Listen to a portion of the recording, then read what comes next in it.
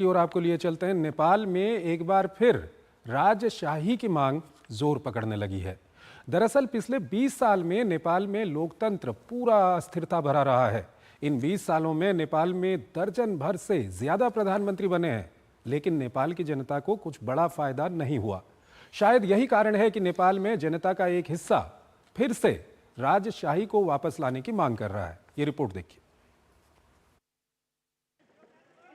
नेपाल में हिंसक संघर्ष के बाद लोकतंत्र तो आया, लेकिन साथ ही सत्ता का तिकड़म, राजनीतिक अस्थिरता और भ्रष्टाचार का दीमक भी साथ ले आया। 17 साल में 13 सरकार देश की सियासी हालत की दिशा और दशा बताने के लिए काफी है। देश को इन्हीं परिस्थितियों से बचाने के लिए नेपाल में एक बार फिर राजशाही की मांग जोर पकड़ने लगी है। पूर्व राजा ज्ञानेन्द्र शाह जब काठमांडू पहुंचे तो महाराज लौटो देश बचाओ के नारे के साथ उनका स्वागत हुआ। ज्ञानेन्द्र शाह अब तक नेपाल की राजनीति के बारे में बोलने से बचते रहे हैं, लेकिन हाल के समय में वे अपने समर्थकों के साथ सार्वजनिक रूप से कई बार नजर आए हैं। पिछले कुछ हफ्तों से वह देश का दौरा कर रहे हैं। रविवार को ज्ञानेन्द्र शाह जब काठमांडू हवाई अड्डे पर पहुंचे तो उनका प्रजातांत्रिक पार्टी के शीर्ष नेताओं के साथ हजारों लोगों ने उनका स्वागत किया।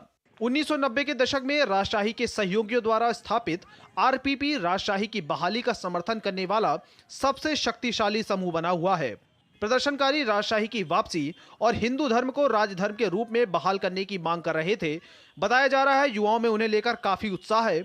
उनके कुछ समर्थकों ने प्रधानमंत्री केपी ओली के खिलाफ भी नारे लगाए। हालांकि पिछले दिनों प्रधानमंत्री केपी ओली ने चुनौती देते हुए कहा था कि अगर राजा सत्ता में आना चाहते हैं तो अपनी पार्टी बनाएं और चुनाव लड़ें। नेपाल में 1996 में माओवादियों के नेतृत्व में गृह युद्ध शुरू हुआ। 2001 में राजमहल में तत्कालीन राजा बीरेंद्र बीर विक्रम शाह और उनके पूरे परिवार की हत्या कर दी गई। इस हत्याकांड के बाद ज्ञानेन्द्र शाह नेपाल के महाराज घोषित किए गए।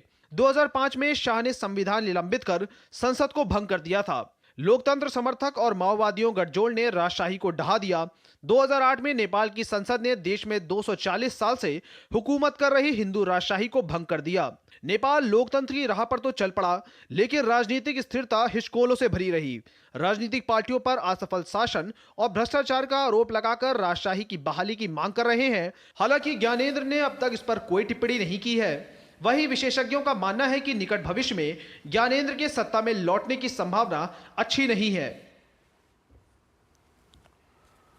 पूर्व एम्बेसडर एसआर तायल हमारे साथ जुड़े हुए हैं, विदेशी मामलों के जानकार हैं। उनसे हम जानेंगे क्या कुछ नेपाल में चल रहा है।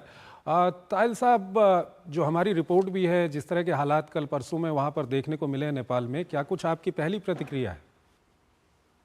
देखिए, हमारे दर्शकों को याद होगा 1950 में राजा त्रिभुवन भाग कर आए थे नेपाल से भारतवर्ष और उसके बाद वापस गए थे।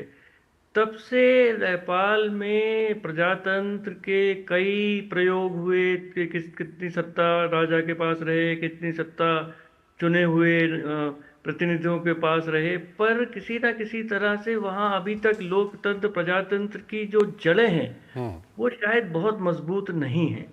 और जैसा कि केपी ओली साहब ने कहा कि अगर राजा, देखिए अब किसी देश में अब राजाशाही तो वापस आ नहीं सकती, पर अगर उनको है समर्थन तो एक पार्टी उनकी है, राष्ट्रीय प्रजातंत्र पार्टी, उसमें वो प्रतिनिधित्व करें और इलेक्शन लड़े। पर कहने की देखिए बात यह है कि नेपाल में गरीबी बहुत है, भुखमरी बहुत है, पॉपुलेशन बहुत तेज़ी से बढ़ रही है, और कोई भी सत्ता में आता है वो जो जनता की जो मांगे हैं, जनता के जो दुख दर्द हैं, उनको हटाने में असमर्थ है।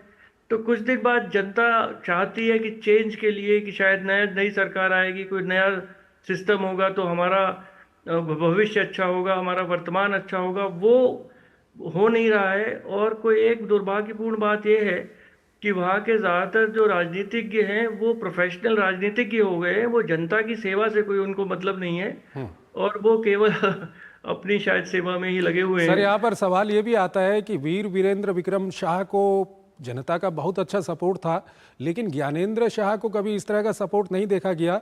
और इस सब के बीच ज्ञानेन्द्र शाह अगर देश के अंदर घूम रहे हैं और कुछ 10-12 हज़ार की भीड़ वहाँ पर जमा हो जा रही है जो राजशाही वापस लाने की बात कर रही है, तो इसके पीछे क्या कुछ और कारण, क्या कोई साजिश, क्या कुछ हो सकता? मैं साजिश तो नहीं कहूंगा, पर जनता में जो असंतोष है अब वो नए रास्ते ढूंढ रही है कि शायद पुराना शासन ही अच्छा था। कुछ लोग उसमें भी, पर बहुत सारे लोग शायद उससे उसके समर्थन नहीं करेंगे। और गांव में माओइज्म इतना बढ़ा था, आपको याद होगा, हमारे बिल्कुल। दर्शकों को याद होगा, इतनी सिविल वॉर हुई और हजारों लोग मरे उसमें। पर राजशाही इसलिए चलती रही कि नेपाल में जो वहाँ की फौज थी हम्म। उसकी 100% सपोर्ट राजा को रहती थी, बिल्कुल। और उसकी वजह से राजा की सत्ता चलती रही। पर अब वहाँ फौज में जो माओइस्ट जो थे वो लोग भी अब फौज में अब ले लिए गए हैं। हम्म। तो फौज वहाँ की क्या राजशाही दोबारा चाहती है? मैं समझता हूँ कि शायद नहीं चाहती है। हम्म। और अगर फौज का 100% सपोर्ट और समर्थन किंग ज्ञानेंद्र जी को नहीं होगा, तो कोई रास्ता नहीं है उनका सत्ता में वापस आने का। केवल लोकतांत्रिक रास्ता ही उनके सामने है कि राष्ट्रीय प्रजातंत्र पार्टी के वो नेता बने और लड़े चुनाव लड़े, ठीक है।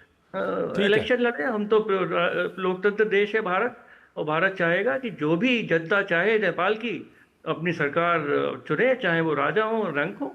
ठीक है। बहुत बहुत आपका शुक्रिया सर, आप हमारे इस कार्यक्रम में जुड़े और दोनों ही विषयों पर काफ़ी महत्वपूर्ण अपना विश्लेषण आपने हमारे दर्शकों